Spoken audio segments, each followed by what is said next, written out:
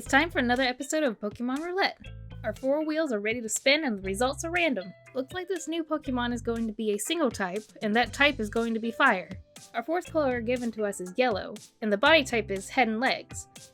I looked over the body type list to see what wiggle room I had within these parameters. I couldn't do 4 legs with a head because that would be quadrupedal. I couldn't do a tail because that would be biped with a tail, and the wing types are also covered in this chart. It looked like my guy was going to be something possibly stubby. I knew designing this Pokemon body was going to be difficult, because even the list of Pokemon that exist with this body type is extremely short. My initial thought for creating the fire type was a Crucible. I believed a possibility would be combining the Crucible with the tongs usually used with this cup, making them into goofy long legs, and the head would be the Crucible itself.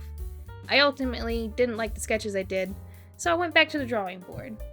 My next thought was the big metal buckets that carry hot molten metal, but when trying to look those up, I stumbled upon something called the Bessemer process. The machine used in that process is called a Bessemer converter, and would you look at that, looks a lot like something with a head and legs. I cycled through some possibilities. I tried some that looked tough, and some that looked like a gruff stumpy guy, then giving the gruff stumpy guy legs. It wasn't until I thought, what animal can I see within this converter, did I start sketching something that felt like a Pokemon. I reimagined the converter as a sort of frog. No front legs, just nubby chubby back legs. I added details that would harken back to the original inspiration, such as ridges on the legs to represent the cogs, the ring around the body, and the big round mouth.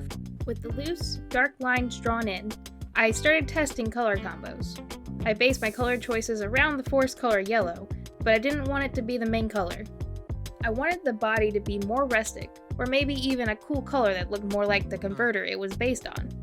The color combos I played with looked alright, but I knew it could be better. I found a picture with a fire in a fire truck and used the colors from that to make the base colors of our new frog Pokemon. The dark red of the fire truck and the grays of the smoke make up most of the body, while I save the oranges and yellows of the fire to accent it. After figuring out all that and double checking the design, it was time to put it all together for the final draft. During the drawing process, my boyfriend asked me, how does it move? I can't imagine how it can move. I told him, I think it'll move a little like this. Once I finished the final draft, I realized through the whole process, this Pokemon didn't have a name. Its save files ended up being Frog 1, 2, 3, and so on. It needed a fitting name. This is Croaker. Croak for the sound a frog makes, and using the last 2 syllables of Bessemer. Croaker. You can tell that Croaker is digesting metal by how bright its eyes are shining. When it is running low on metal to digest, it steals and eats Tinkatink's metal hammer. Hope you guys enjoyed the process of making Croaker. If you did, consider liking, commenting, and subscribing for more.